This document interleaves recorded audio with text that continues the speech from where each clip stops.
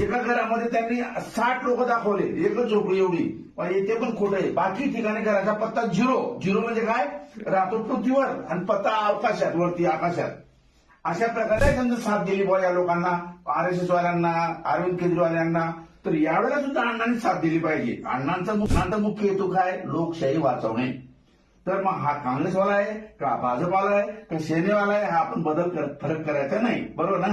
तर आमची अशी विनंती आहे, लोक असं म्हणतात अण्णा तुम्ही आता शांत झोपलेले, काँग्रेसच्या वेळेला तुम्ही आंदोलन केलं होतं. माझा असं, भ्रष्टाचार के खिलाफ आंदोलन करने वाले और अपनी भूख हड़ताल के जरिए यूपीए 2 की सरकार को घुटने पर लाने वाले अन्ना हजारे की वोट चोरी के मुद्दे पर साधी गई चुप्पी अब उन्हें सवालों के घेरे में खड़ा कर रही है। आपको बता दूं कि कुछ दिनों पहले महाराष्ट्र के पुणे में पोस्टर्स लगाए गए थे और उसमें अन्ना हजारे को कुंभकर्ण की तरह बताया गया था।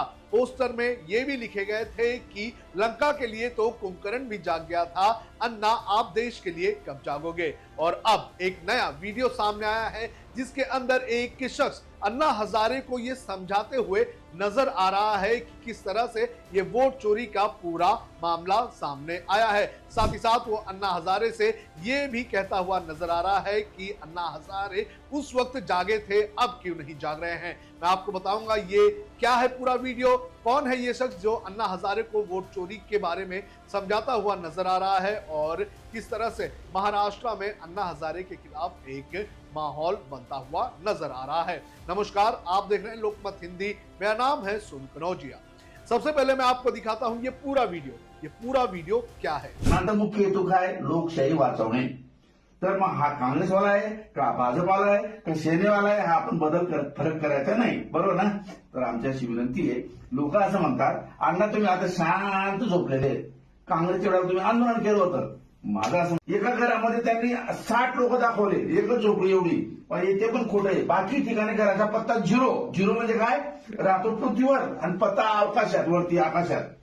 अशा प्रकार जो अभी आपने देखा, इस वीडियो के अंदर अन्ना हजारे बैठे हुए हैं और एक शख्स जो अन्ना हजारे की तरह ही टोपी लगाया हुआ है वो अन्ना हजारे को समझाता हुआ नजर आ रहा है कि किस तरह से वोट चोरी हुई है और किस तरह से इस वोट चोरी के मुद्दे पर अन्ना हजारे को बोलना चाहिए। उन्होंने ये भी कहा कि हम समझते हैं कि अन्ना हजारे की उम्र हो चुकी है, अन्ना हजारे आंदोलन नहीं कर सकते हैं, लेकिन अन्ना हजारे ने एक आवाज देनी चाहिए, हम सब उनके साथ खड़े रहेंगे। जो शख्स अन्ना हजारे को ये सब कुछ समझा रहा है उसका नाम है शिवराम पाटिल।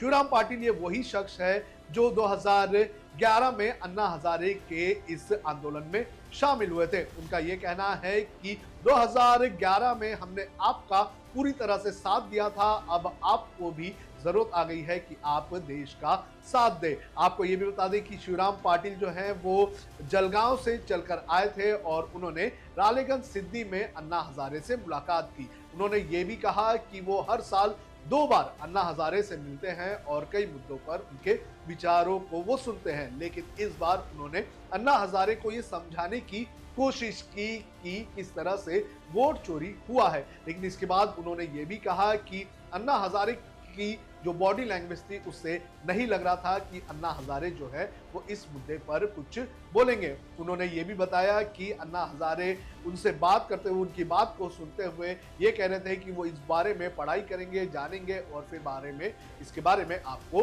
बताएंगे। लेकिन इसके बाद मीडिया से बात करते हुए उन्होंने ये भी कहा कि उन्हें शक है कि कहीं ना कहीं अन्ना हजारे को बीजेपी की नजर कैद में रखा हुआ है और इसलिए अन्ना हजारे बीजेपी के खिलाफ कुछ भी नहीं बोलते हैं। आपको बता दें कि इस वीडियो में शिवराम पाटिल जो है वो अन्ना हजारे को ये बताते हुए नजर आते हैं कि राहुल गांधी ने ये मुद्दा उठाया है, इसके अंदर इलेक्शन कमीशन ने किस तरह से झोल किया है। साथ ही साथ ये भी बताया गया है कि एक ही शख्स को 50 बच्चे बताए गए। हमने जब उसका पता किया तो पता चला कि उसके 2 ही बच्चे हैं। इसके अलावा एक एक घर में 60-60 लोगों का नाम जो है वो रजिस्टर्ड कर लिया गया। इसके अलावा कुछ लोगों के घर जो है वो 0 पता पर भी रजिस्टर किए गए। तो ये सारी बातें इस शिवराम पाटिल नाम के शख्स ने अन्ना हजारे को बताया और बताने के बाद उनसे उम्मीद की कि अन्ना हजारे इस पर कुछ कदम उठाएंगे।